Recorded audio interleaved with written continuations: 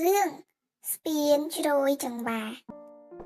អើយតែប៉ុណ្ណឹងសង្សារខ្ញុំដឹងខឹងទៀតហើយបើម៉ែគាត់មិនសម្រាមភ្លាមផងគាត់នៅតែមើលទូរទស្សន៍ចាប់ណាស់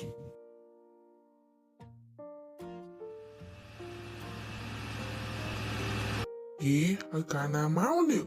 ឯងចាំ1 ម៉ោងហើយ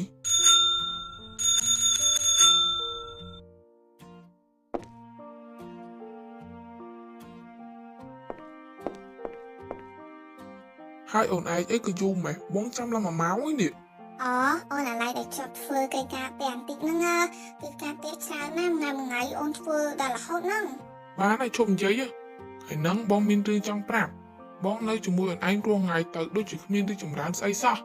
ហើយអូនឯងនិយាយឡើងច្រើនឡើងទៅប៉ែបងនៅអត់ចូលចិត្តយើងបាយគ្នាទៅអត់ទេកុំបាយគ្នាអីអូនស្រឡាញ់តែបងទេកុំបាយគ្នាអីបងមិនអាចស្រឡាញ់ចរិតដូចអូនឯងទៀតទេហើយបងក៏មានសង្សារថ្មីដែរអត់ទេកុំបាយគ្នាអីខ្ញុំស្រឡាញ់បងឯងចេញទៅ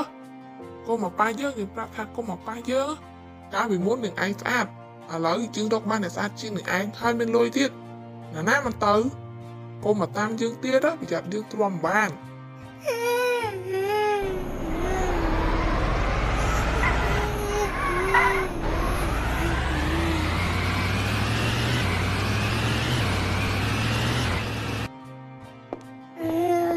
ខ្ញុំឃើញសល់អីទេគ្មានអ្នកណាគេស្រឡាញ់ខ្ញុំទេ